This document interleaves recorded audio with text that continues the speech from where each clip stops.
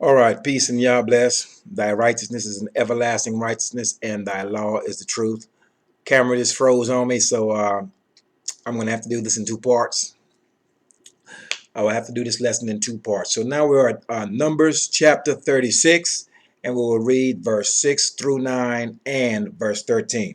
So Numbers chapter 36, verse 6 reads, This is a thing which Yah doth command concerning the daughter of Zelophehad, saying, Let them marry to whom they think best. Only to the family of the tribe of their fathers shall they marry.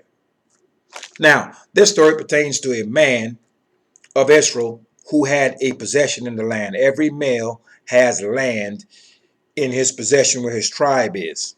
Now, this man, he had two daughters. So normally, the land is given to the males, to the men of the tribe.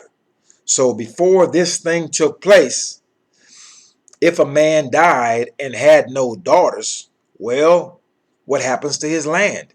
It is given to the kin that's next to him, his cousin. Okay, if not that, it's given to his father's closest kin who are males.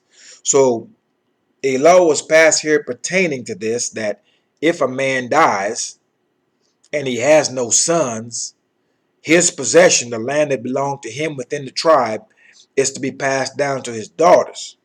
However, his daughters are not to marry anyone outside of that tribe.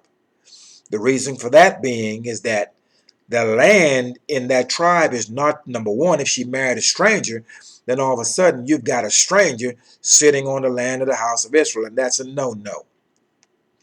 Secondly, if she's of Benjamin and married a man of Ephraim, then all of a sudden the land is being swapped and interchanged by different tribes, and that thing is not to be done. So we will continue reading verse 7. So shall not the inheritance of the children of Israel remove from tribe to tribe. It's not to be shifted around, the ownership of the land. For every one of the children of Israel shall keep himself to the inheritance of the tribe of his fathers. If you're in Issachar, you stay in Issachar. If you're in the land of Dan, you stay in the land of Dan. Okay, etc., etc. Everyone is to stay within where his inheritance is. Verse 8. And every daughter that possesseth an inheritance in any tribe of the children of Israel shall be wife unto one of the family of the tribe of her father, that the children of Israel may enjoy every man the inheritance of his fathers. So our women are to marry within the tribe of her fathers, that every man may enjoy the possession that the Most High gave to our fathers. Dan stays in the land of Dan, Issachar in the land of Issachar. Levi, Levi was not given an inheritance. You know that, okay? But Judah, Issachar, Zebulun, everyone have their own land, and you're to stay in the land of your possession. Simple as that. Verse 9. Neither shall the inheritance remove from one tribe to another tribe. I've explained that earlier. But every one of the tribes of the children of Israel shall keep himself to his own inheritance. Now, let's jump down to verse 13. We are in Numbers chapter 36.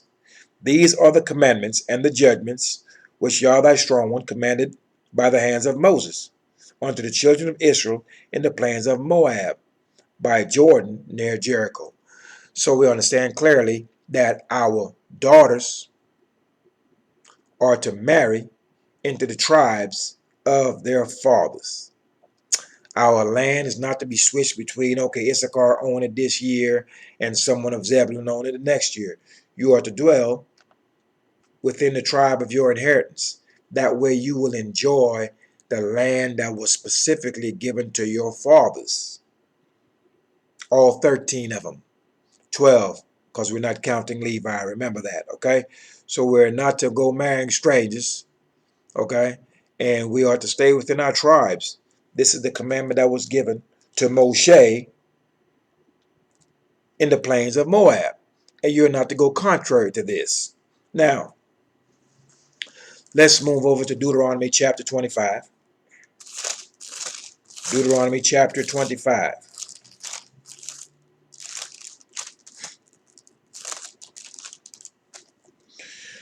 Deuteronomy chapter 25, and we will read verse 5 and 6. Deuteronomy 25, chapter 25, verse 5 and verse 6. If brethren dwell together, and one of them die, and have no child, the wife of the dead shall not marry without unto a stranger. Her husband's brother shall go in unto her, and take her to him to wife, and perform the duty of an husband's brother unto her. And it shall be that the firstborn which she beareth shall succeed in the name of his brother which is dead, that his name be not put out of Israel. Now let me explain those two verses in English. If I have a brother, okay, and let's say he's married or I'm married, doesn't matter. If I'm married and me and my wife has no children, I have a land of my possession. He also has some land in where the tribe that we dwell, in the land that was given to us. Okay? If I die and I have no children, that means that land, my name is going to be put out of Israel, number one, and that land is going to have to go to my next of kin. So, if I were to die and I had no children, what my wife is not allowed to do, she's not allowed to go marry a stranger. And that stranger in this case means any other man of Israel. Not necessarily a stranger, i.e. an Egyptian. Okay? Would be a man of Israel. So what now happens is I'm dead. I have no child, but I still have a wife. So what my brother is to do now, he's to do the duty of a husband's brother. So what my brother is to do is he's to go in onto my wife. Remember, I'm dead. Now he goes in onto my wife, and the firstborn, of course, it being male, the firstborn son, okay, technically you would think that would be his son, because he's the one that inseminated my wife because I'm dead. What happens now is that firstborn, between that union, now that woman has born a son. But that son, it would not be considered the son of my brother.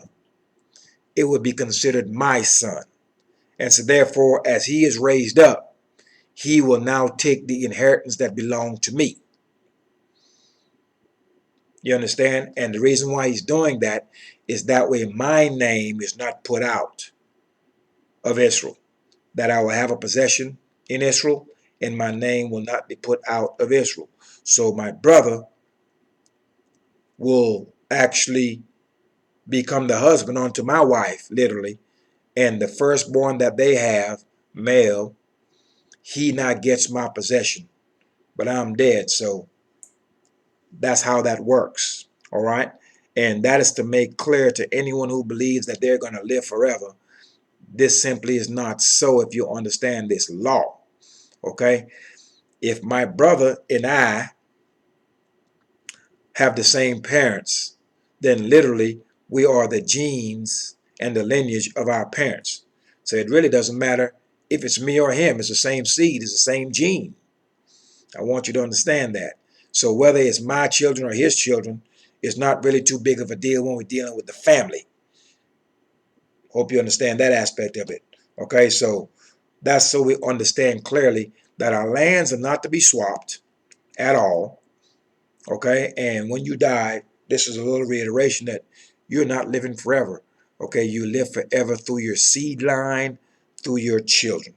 All right, so that's to reiterate that point. Now we're going to go to Numbers chapter 25, and we will read the entire chapter of Numbers. That way you understand clearly that marrying women of the other nations is a no-no. We're at Numbers chapter 25, and we will read the entire chapter of Numbers 25. All right, Numbers chapter 25, verse 1 reads, And Israel abode in Shittim, and the people began to commit whoredoms with the daughters of Moab. Israel is of one bloodline. Moab is another bloodline. What happened? We went against the instructions of the Most High. We were not to give our daughters unto the sons of strangers, and we were not to take our sons should not be given unto their daughters, and their daughters should not be given unto our sons. So we are in transgression of that law, and we are committing whoredoms with the daughters of Moab, who are a totally different bloodline of people. Verse 2, and they called the people unto the sacrifices of their gods, and the people did eat and bowed down to their gods. So the house of Israel now is marrying and intermingling. They're mixing seed with the children of Moab. And so the Moabites are giving sacrifices unto their gods, and we're eating of this sacrifice. We're not to do this. And we're taking part in bowing down to their gods and honoring their gods. We were not to do this. We were told if we were to do this thing, that the Most High's anger would be kindled against us, and he would destroy us suddenly. And we were instructed that this would be a snare unto us. Verse 3, and Israel joined himself unto Baal Peor. That would be the JC in those times, idol. And the anger of Yah was kindled against Israel. Verse 4, and Yah said unto Moses, take all the heads of the people and hang them up before Yah against the sun, that the fierce anger of Yah may be turned away from Israel. Kill them. All those who want to walk contrary to my law, kill them. That's pretty much the instructions. Verse 5, and Moses said unto the judges of Israel, slay ye every one his brethren that were joined unto Baal Peor. So Moses got the judges, the elders, the many governors, and he says, look, get all of your brethren, these are men of Israel, all those who have walked contrary to the Most High's instruction, have taken a hold of these idol of the Moabites, kill them. Verse 6, and behold, one of the children of Israel came and brought unto his brethren a Midianitish woman in the sight of Moshe, and in the sight of all the congregation of the children of Israel, who were weeping before the door of the tabernacle of the congregation. So it is being brought to the children of Israel that you have transgressed in marrying and intermingling with the children of Moab. Moreover, you are eating of the sacrifices offered unto the gods of Moab. Not only are you eating of it, you are bowing down and paying homage and paying obedience to the idols of Moab. So everyone is gathered at the door of the tabernacle, and they're weeping because the Most High is afflicting them for what they are doing. So now you have one of the children of Israel, verse 6, one of the children of Israel came and brought unto his brethren a Midianitish woman, a woman of the Midianites. She is not an Israelite. Totally different bloodline of folks. This would be akin to some brother coming in the barbershop with a white woman, with a woman from India or Pakistan or China or someplace else. See, our people are not aware that doing this thing is a sin. It doesn't just hurt them, it hurts us as a people as a whole. For when one of us transgress, we all pay. So normally, when our men see another man with a woman of the other nation, if she's good looking, the first thing he wants to know is, man, where can I find one of those? Not understanding it's a sin against his own soul. Anyway, let's see what happens to this man that had the gall to bring a woman of another nation before the congregation and before Moshe. Let's see how it worked out for him. Verse 7, and when Phinehas, the son of Eleazar, the son of Aaron the priest, Phinehas, these are all Levites, these are priests. The son of Aaron the priest saw it, he rose up from among the congregation and took a javelin in his hand. I think you know what a javelin is. It kind of looks like a spear. Okay? And he went after the man of Israel in the tent, into the tent, and thrust both of them through, the man of Israel and a woman through her belly. So the plague was stayed from the children of Israel. So as we were committing whoredoms with the daughters of Moab, marrying them, and if our sons were marrying them, then our daughters were probably marrying the males too. We were instructed not to do this. And we were strictly instructed on what the punishments would be should we do this. So here comes this brother with a Midianitish woman that was not of Israel, and he's in front of the congregation with this woman. I don't know if he thought he was being slick or what, but Panis, he got the javelin, went in after that man in his tent, him and that Midianitish woman, and he gave them both the javelin. So I want you to understand that when you decide to marry those of the other nations, you can get the javelin, just so you know. Now, because that action caused the Most High to put a plague upon the house of Israel, we're not to do this. And if you have done this thing, you are to repent for it. Verse 9, and those that died in the plague, the Most High plagued Israel for this, were 24,000. Let me say that again. Because the house of Israel intermingled, intermarried with these Moabites and were eating of the Moabites' sacrifices unto their idols and were bowing down and paying obedience to them and paying homage to them, the Most High sent a plague on the house of Israel that killed 24,000 Israelites. Take a minute to let that soak in for those of you who are walking contrary to this instruction. Verse 10, and Yah spake unto Moshe, saying, Phinehas, the son of Eleazar, the son of Aaron the priest, hath turned my wrath away from the children of Israel, while he was zealous for my sake among them, that I consumed not the children of Israel in my jealousy. So because Phinehas took that javelin and gave them the business, he broke them off. Broke off that man Israel and that Midianite woman. Because he did that, the plague was stayed. The Most High stopped plaguing the house of Israel because of that thing. So just imagine, if you realize that swirling will get you killed, and you see someone get killed for doing it, that would make you stop. Well, you would think it would. So the Most High made a covenant with Phinehas after he did this thing. Now, verse 12, wherefore say, behold, I gave unto him my covenant of peace. Because of what Phinehas did, make an example out of that man that wanted to walk contrary to the Most High's law, the Most High made a covenant of peace with Phinehas.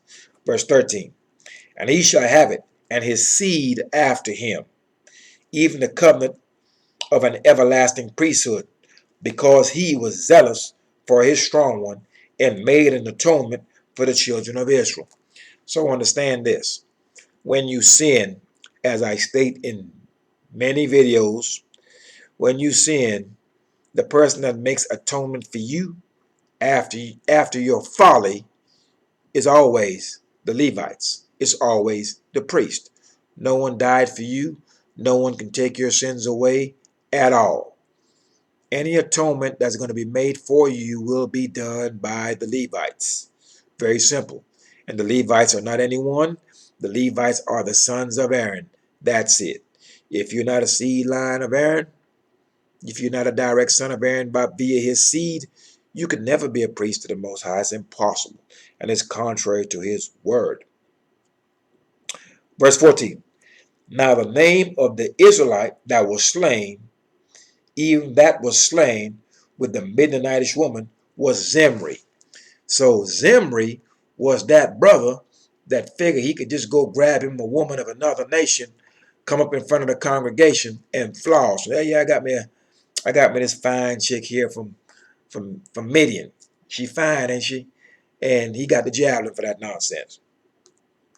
The son of Salu, a prince of the chief house of the Simeonites. So this man was of the tribe of Simeon, and he wanted to bring a woman of another nation before the congregation, and somehow he felt that was okay, and he figured out real quick that it was not when that javelin hit him.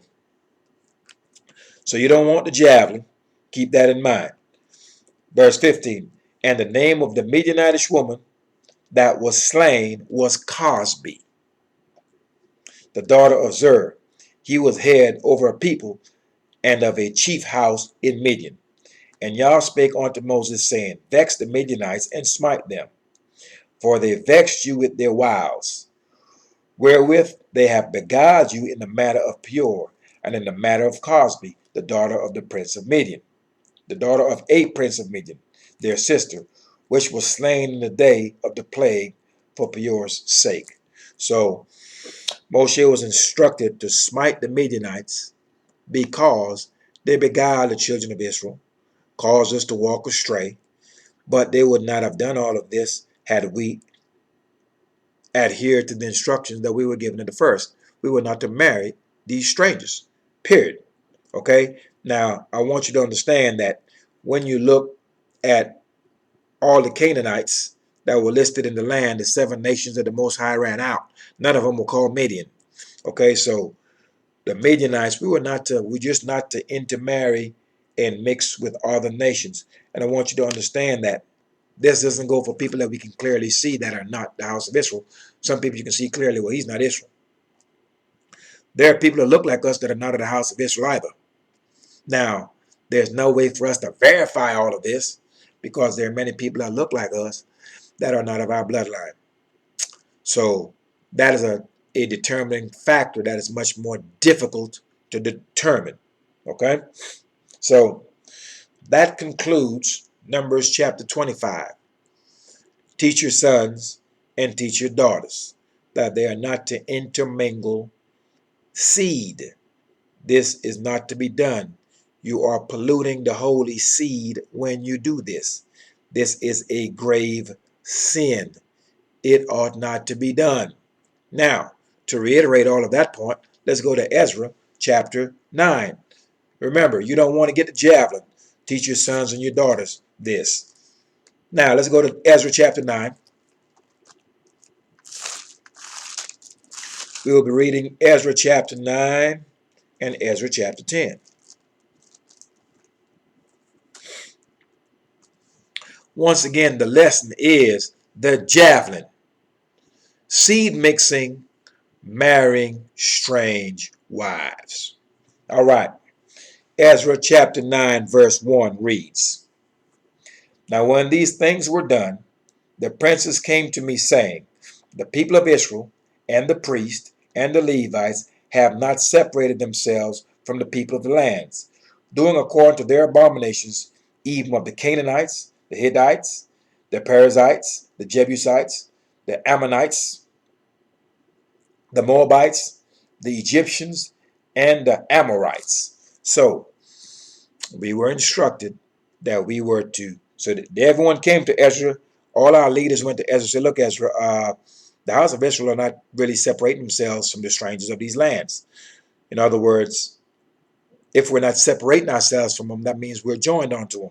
We're not to be joined onto them. Now, speaking of that, before we move on, currently in the many nations where we dwell, the house of Israel are joined onto their enemies. They're worshiping their gods. They're going into the eminent high places, i.e. the churches with their enemies. We're not to build churches anyway, nor go into them. You should know that if you're reading this book.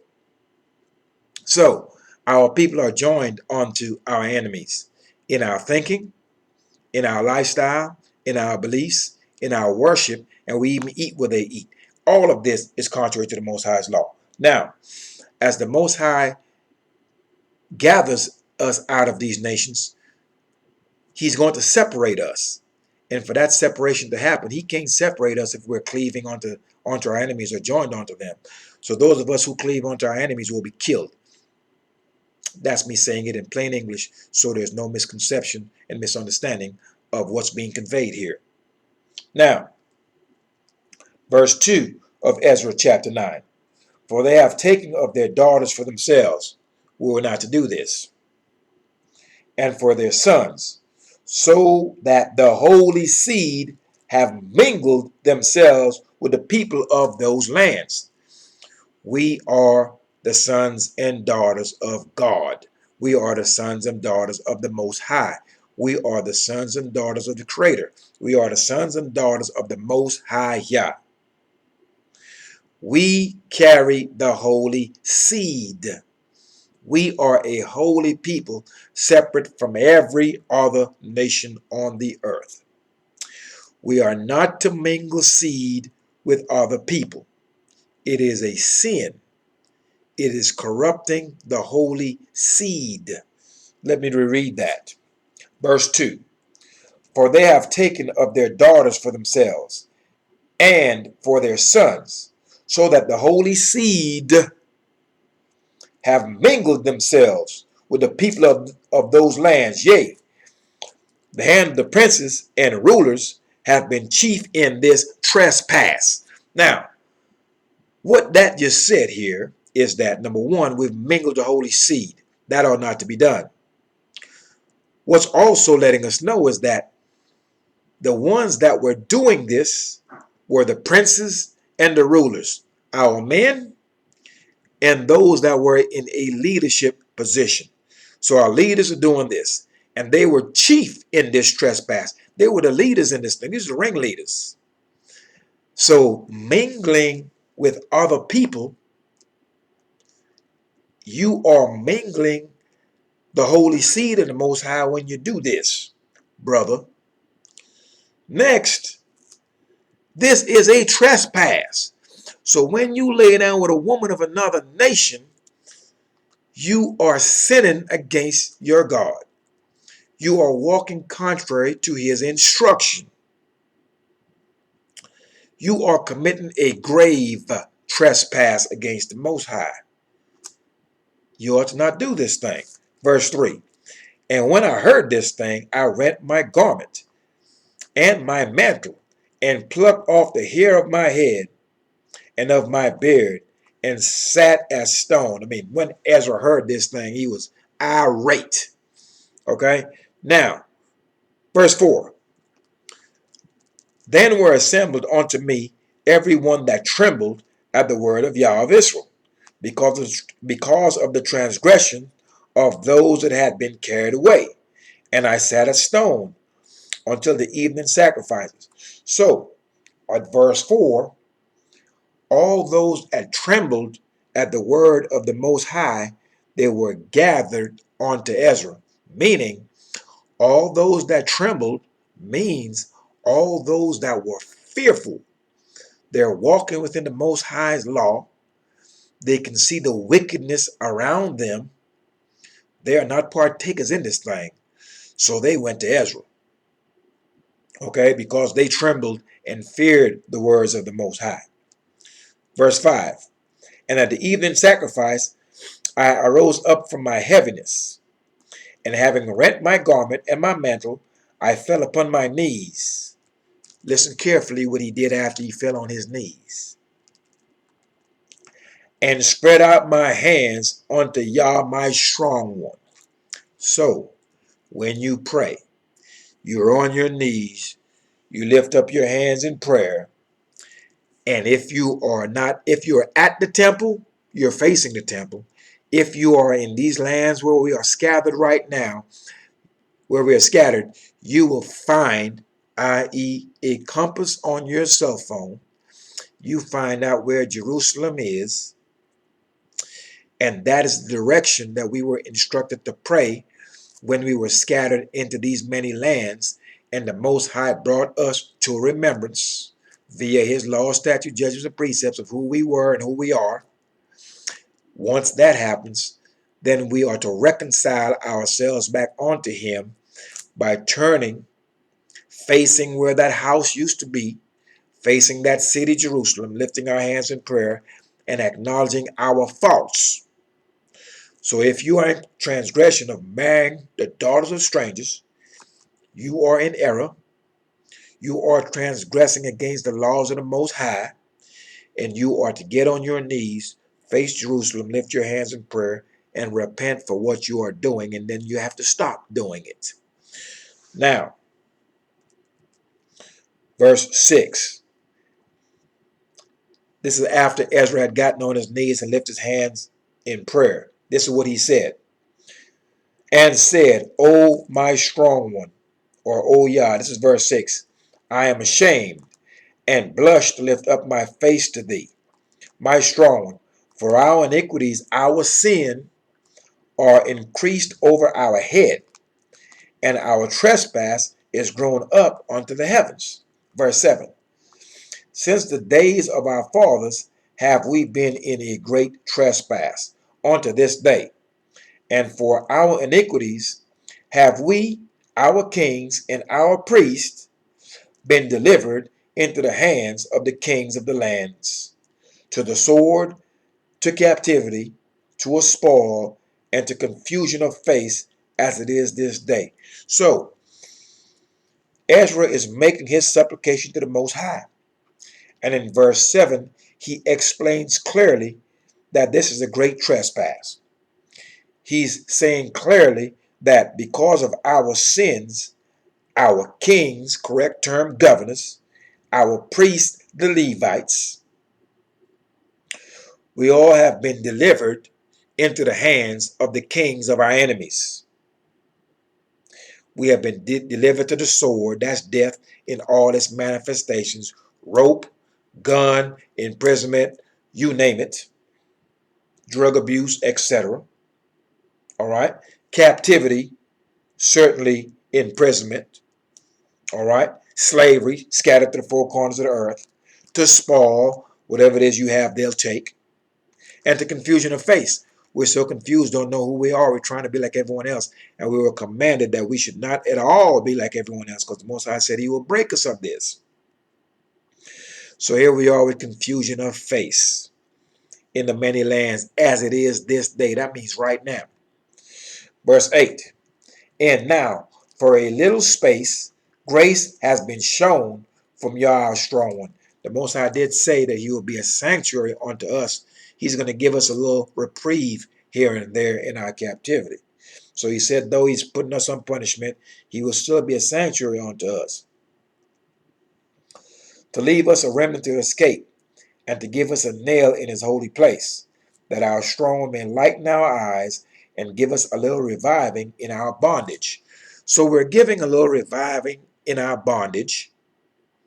We have a little reprieve, but most importantly, we have been given grace. How so? This law.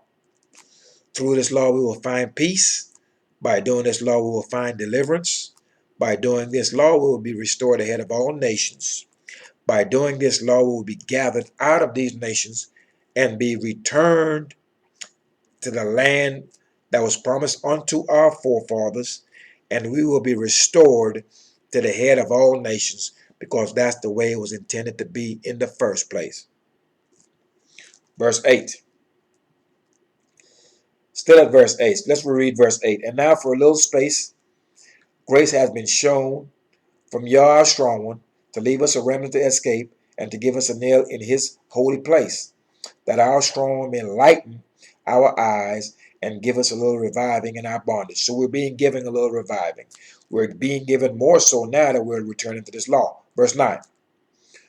For we were bondmen, yet our strong one has not forsaken us in our bondage. He hasn't forgotten us.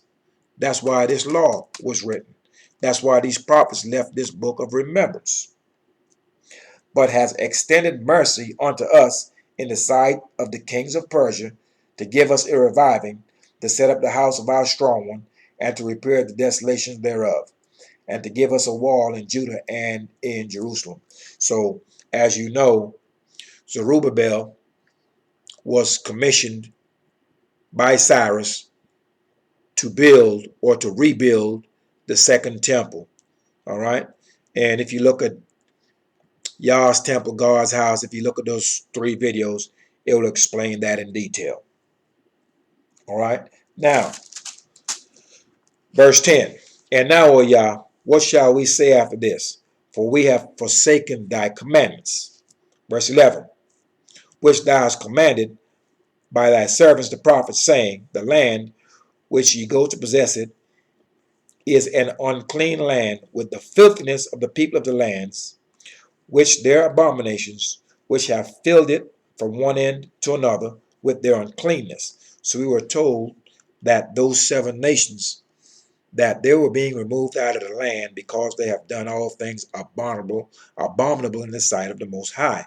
We were not getting that land because we deserved it, or we were just so holy and did that which was right. The Most High was going to give it to us, but it was more so for the foulness of those 7 nations that possessed the land prior to us taking possession of it.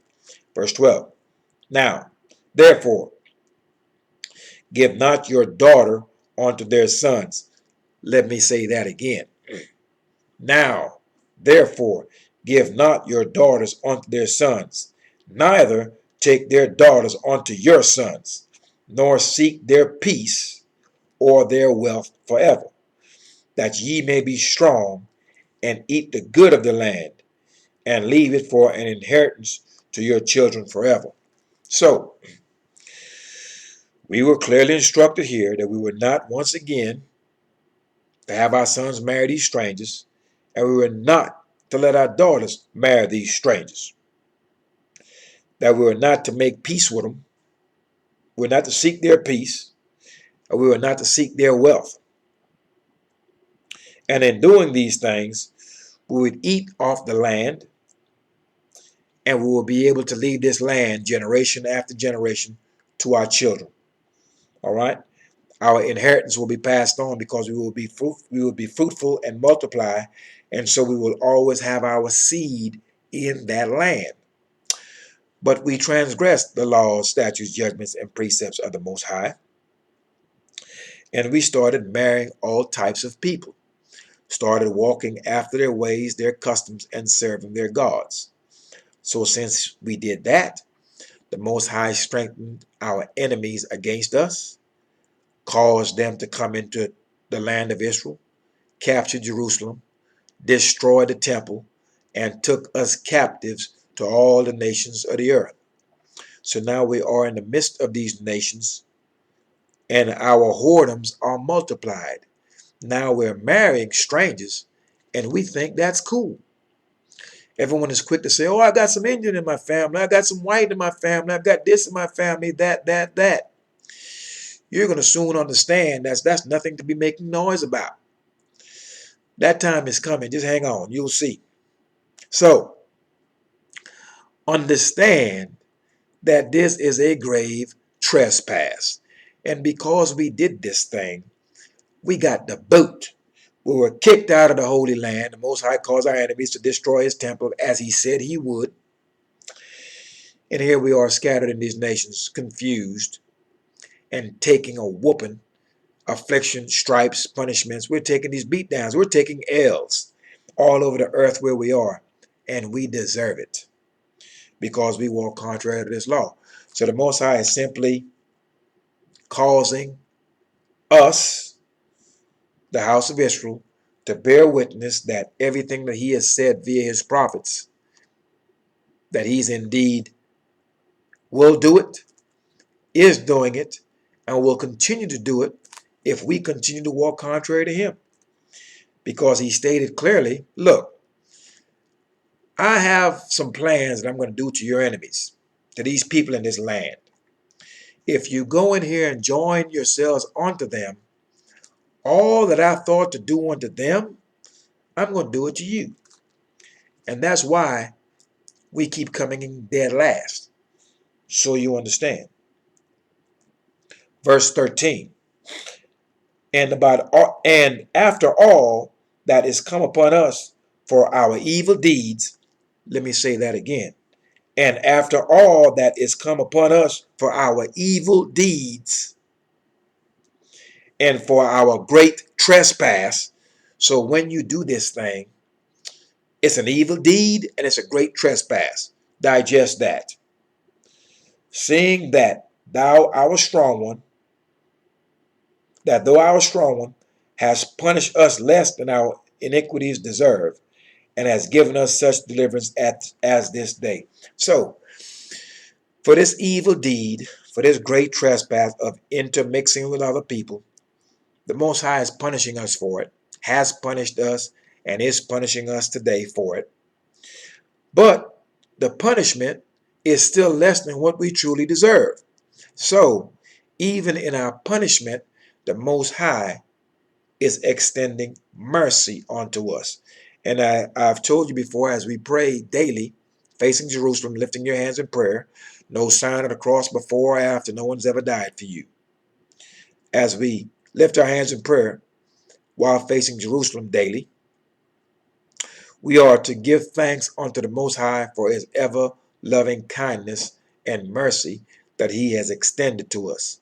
For his arms are extended still, ready to receive us, if only we would bethink ourselves from the many lands of our captivity and turn back onto his law. That's all you have to do. That's very simple. So if you're tired of what we're going through year after year, generation after generation, all you have to do is simply turn back. That's it. Turn back to the law, statutes, judgments, and precepts that we were given at the first. Now, verse 14. Should we again break thy commandments and join in affinity with the people of these abominations? Wouldst not thou be angry with us till thou hast consumed us, so that there should be no remnant nor escaping? O Yah, the strong one of Israel, thou art righteous, for we remain yet escaped, as it is this day. Behold, we are before thee in our trespass, for we cannot stand before thee because of this. So because of our trespass, we are unable to stand before the Most High, and because of our trespass, we are unable to stand before any nation or any man. In the days of old, no man or nation could come against anyone of the house of Israel if they were walking lockstep in this law. This law protects us against our enemies. With this law, the Most High is walking with us because we are walking with him. Two cannot walk together lest they be agreed. So if we're walking contrary to the Most High's law, you rest assured he's not walking with you. Keep that in mind. So that concludes Ezra chapter 9. So we understand clearly that this is a trespass to mingle with other people, i.e. sexually. It is not to be done. Now, we will go to Ezra chapter 10. We will read verse 1 through 19, and then we will read verse 44, and that will complete this lesson. Now, Ezra chapter 10, verse 1 reads, Now when Ezra had prayed, and when he had confessed, weeping and casting himself down before the house of Yah, there assembled unto him out of Israel a very great congregation of men and women and children. For the people wept very sore. Why are they crying? Because the Most High is afflicting us at this time. Verse 2, And Shechaniah, the son of Yahiel, one of the sons of Elam, answered and said unto Ezra, We have trespassed against our strong one, and have taken strange wives of the people of the land. Yet now there is hope in Israel concerning this thing. Let me reread verse number 2 again. And Shechaniah, the son of Jahiel or Yael, one of the elders of Elam, answered and said unto Ezra,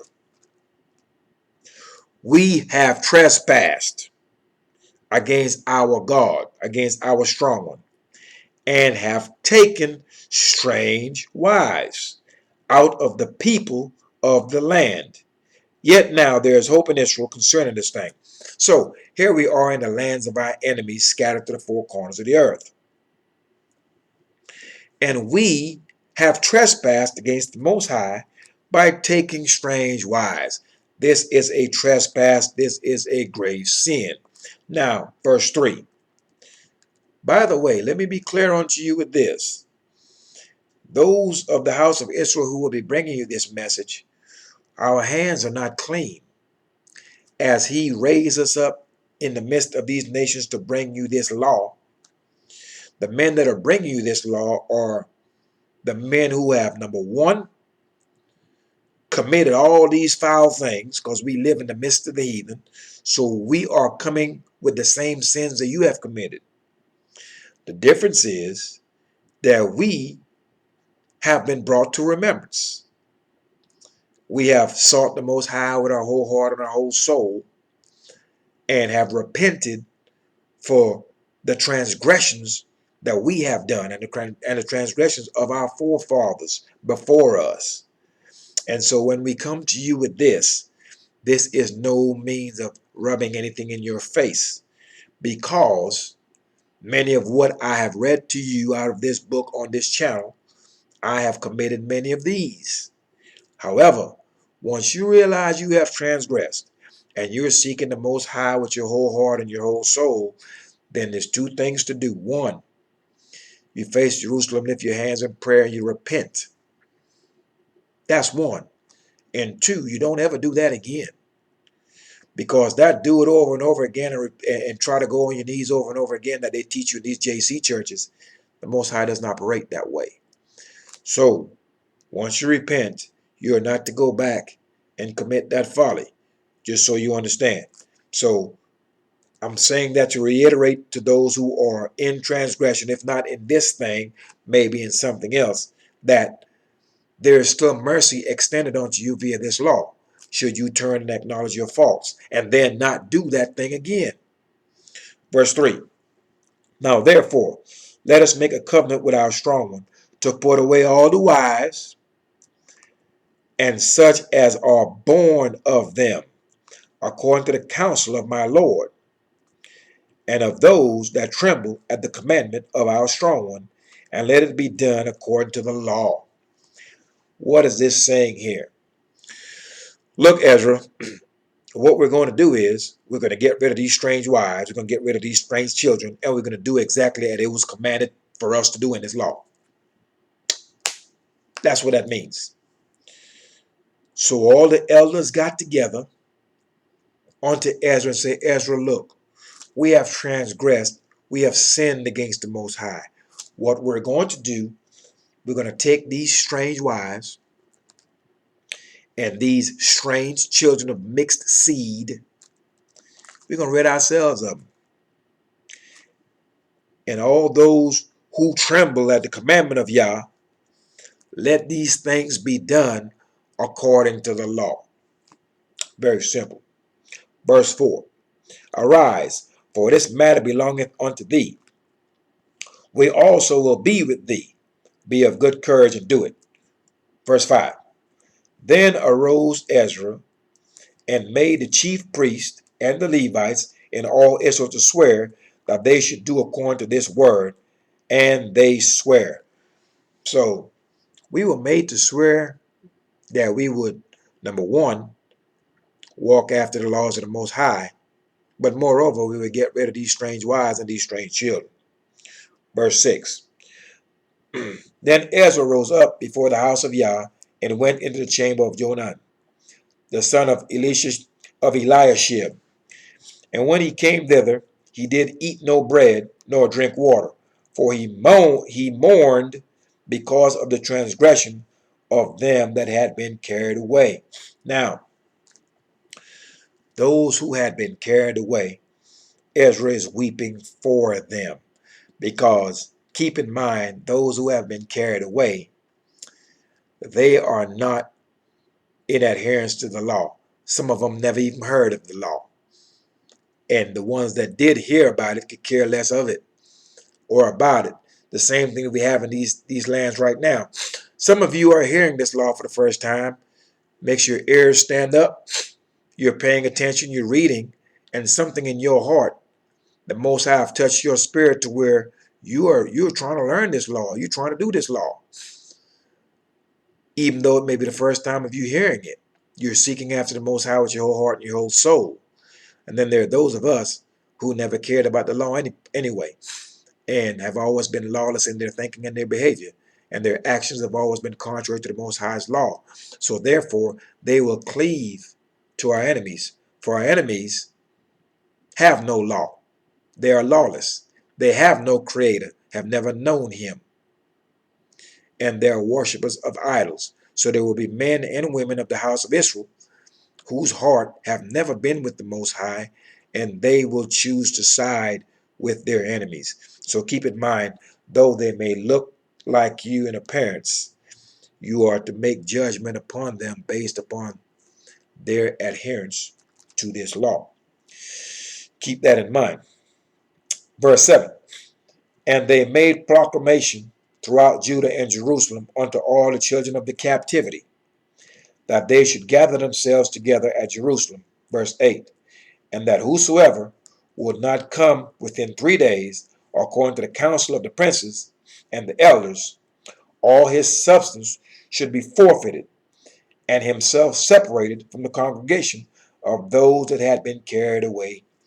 Now, so they passed a decree saying, look, all those of the captivity, those of you who've been carried away that just got back into this land, in 3 days' time, y'all have got to come up here.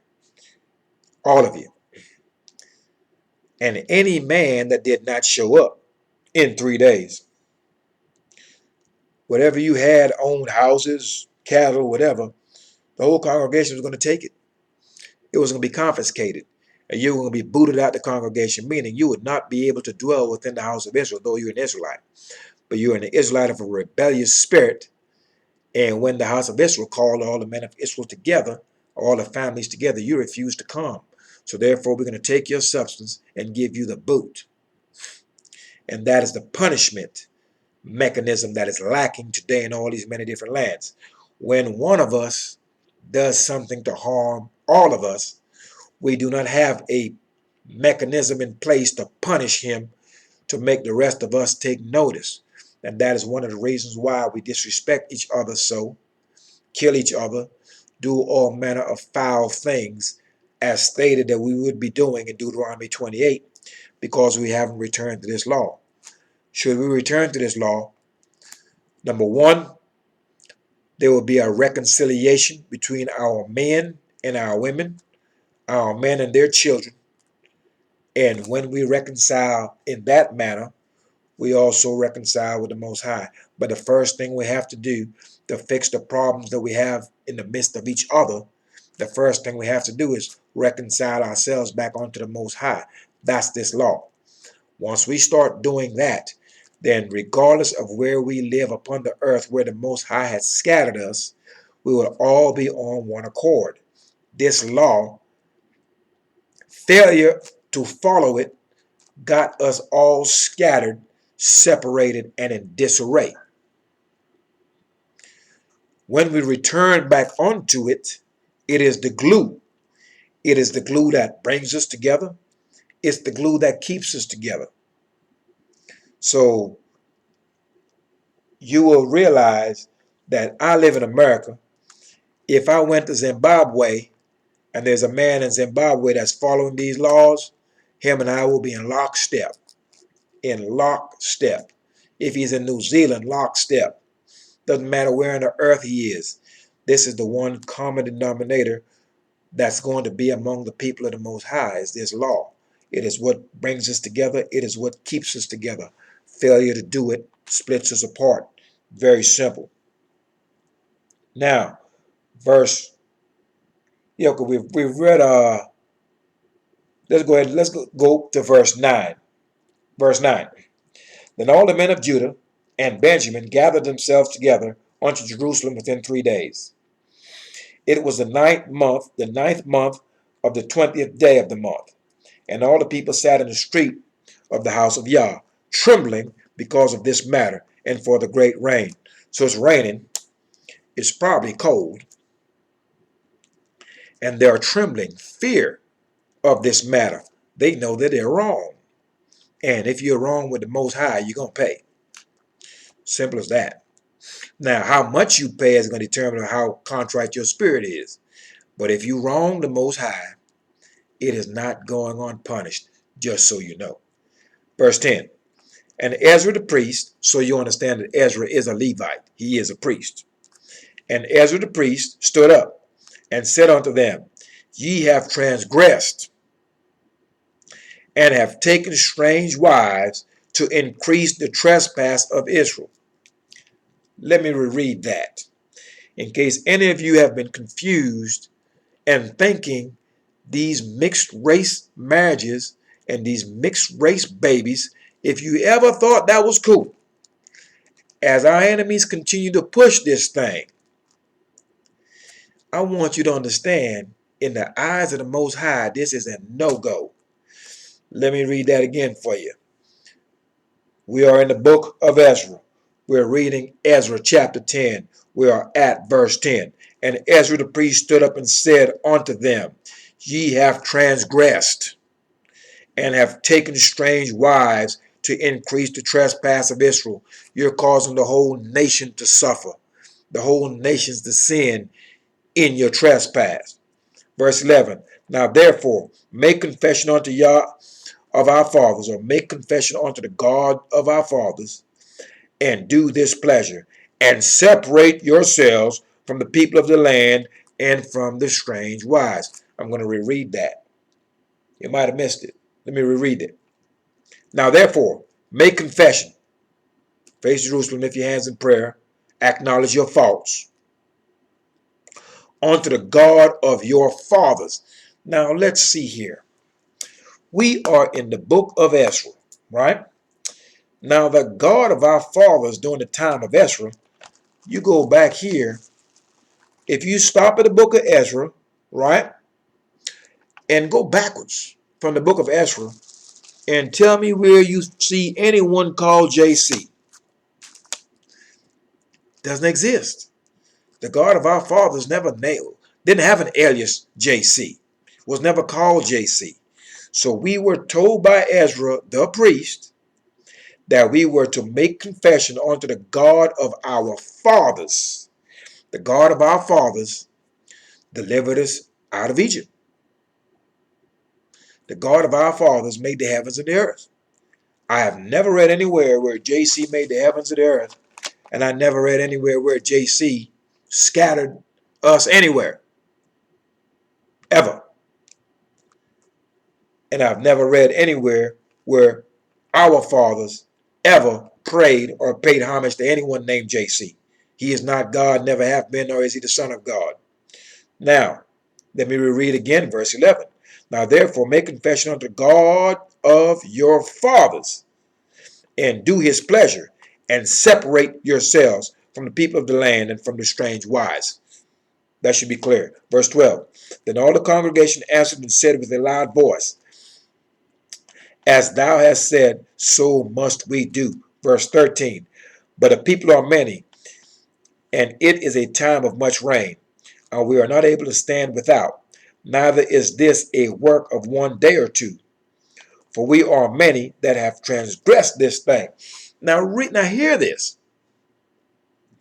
The people that have done this, they're saying, and so many of y'all have done this, we can't do this in a day or two.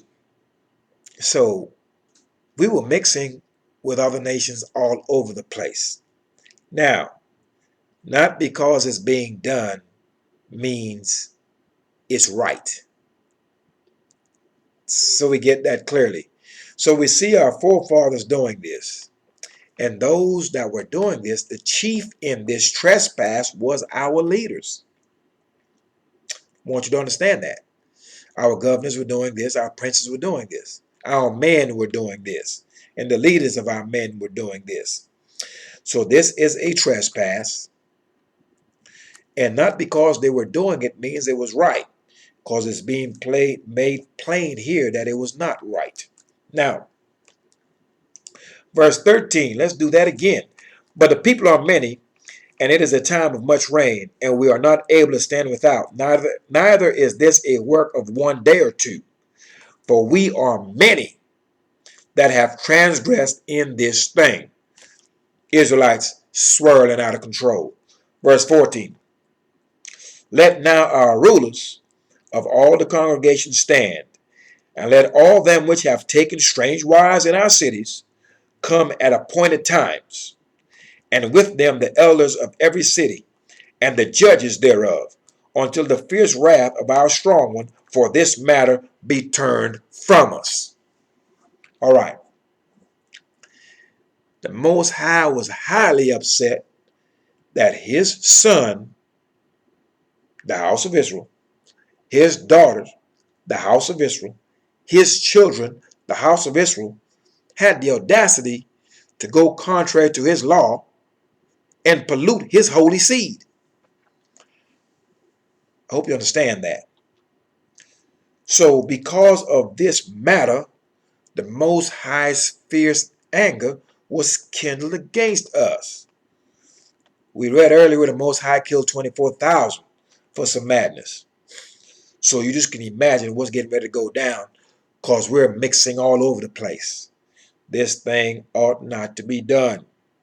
Now, verse 15. Only Jonathan, the son of Asiel, and Jaaziah, the son of Tikva, were employed about this matter. And Meshullam and Shabbatiah, the Levite, helped them. Verse 16. And the children of the captivity did so. And Ezra the priest, with certain chief of the fathers, after the house of their fathers, and all of them by their names were separated, and sat down in the first day of the 10th month to examine the matter. So we have counsel pertaining to this folly. Verse 17. And they made an end with all the men that had taken strange wives by the first day of the first month. So, we're in council, all the elders and the governors, the chief priest and everyone else, take all these men that have transgressed the Most High's law by marrying these strange wives, bring them up here.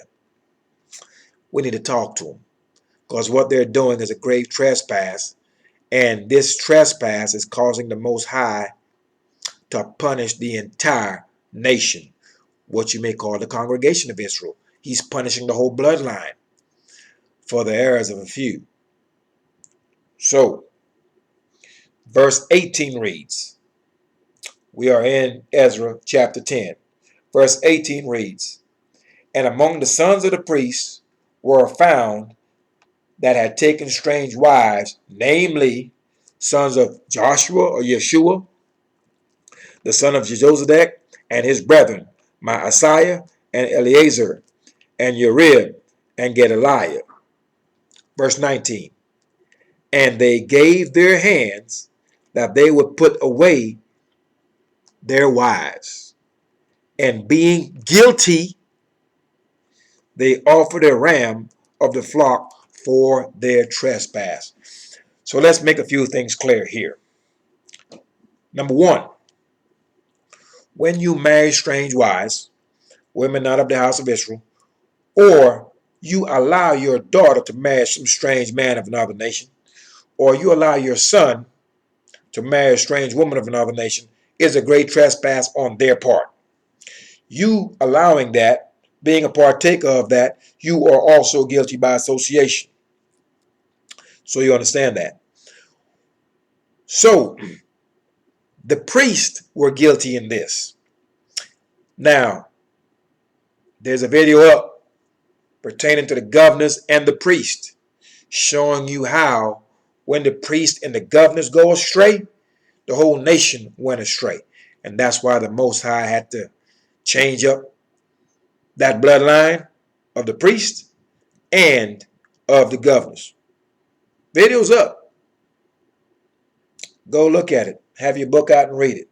So now, at verse 19 of Ezra chapter 10, the priests are saying, look, we're going to put away these strange wives, and being guilty because they were doing it, they had to offer a ram for their trespass, a sin offering, because you're sinning against the Most High when you do this. So you got to make that right and be atoned for it, or you're going to pay. Still got to pay either way. So we understand that part. So we've read verse 19. Now let's jump to verse 44, and that completes this lesson. Verse 44 reads, because after verse 19, what you have is the names of all the individuals that walk contrary to this law and will marry these strange women. And the list is long. You can read it. So we're going to go down to the very last verse of Ezra chapter 10. The very last verse of Ezra chapter 10 is Ezra chapter 10, verse 44. All these had taken strange wives, and some of them had wives by whom they had children. So, go read those names. It's a whole lot of men that did that thing. Had these strange wives and had these strange women. And they were instructed to get rid of both the strange wives and the strange children. Now, that concludes this lesson. What we're to take from that is this. Number one, we're not to corrupt nor pollute the holy seed. We are a holy people. We are to do that which is right in the sight of the Most High. We are above all the nations of the earth. We are more special than anyone else. We are the ones that's been given the law, statutes, judgments, and precepts of the Most High. We are to read it and to teach it to our children. And we are to read it and teach it to those of the nations who are of a contrite spirit. What we are not to do, we are not to pollute the holy seed by laying down with strange women and making strange children. Now, some of you are mixed. Some of you are currently married to spouses who are of the other nations. You are to read this and to consider it. Okay? And if you are guilty in this thing, you cannot offer a ram or anything. What you do is you face Jerusalem, offer the calves of your lips. You pray and you acknowledge that you have transgressed the Most High's law, and you are to ask for guidance on what it is you should do and how you should do it. My wife is mixed. Her father's an Israelite. Her mother's a German. So she's both mixed in what you would term white and black. So there are many of the house of Israel who are mixed, and they had nothing to do with it. It is that which was done by their parents. So they have a chance to turn, face the Most High, and confess their faults. We all have to, regardless of our nation. So this may hit some of you who are mixed, and some of you who have mixed children, and some of you who have mixed households. It's going to hit you pretty heavy, and rightfully it should. But many of you didn't know this. I, at one time, did not know this. So I wanted to make this lesson to make it clear to those of you who feel that laying down with people of the other nations and making children with people of the other nations, somehow that's cool, somehow that's cute or trendy. I want you to understand, if you are a man of Israel and you're doing this, or you are a woman of Israel and you are doing this, number one, the Most High's anger will be kindled against you. Number two, you are committing a great trespass. Number three, you are polluting the holy seed. And number four, in you doing all of these things, it is a snare unto you, and your folly affects each and every one of us. So you are to consider that and correct the errors of your ways. Anyway, that concludes this lesson, the Javelin. Seed mixing, marrying strange wives. Don't do it. After all, who wants the javelin? Thy righteousness is an everlasting righteousness, and thy law is the truth. Peace, Israel, and Yah bless.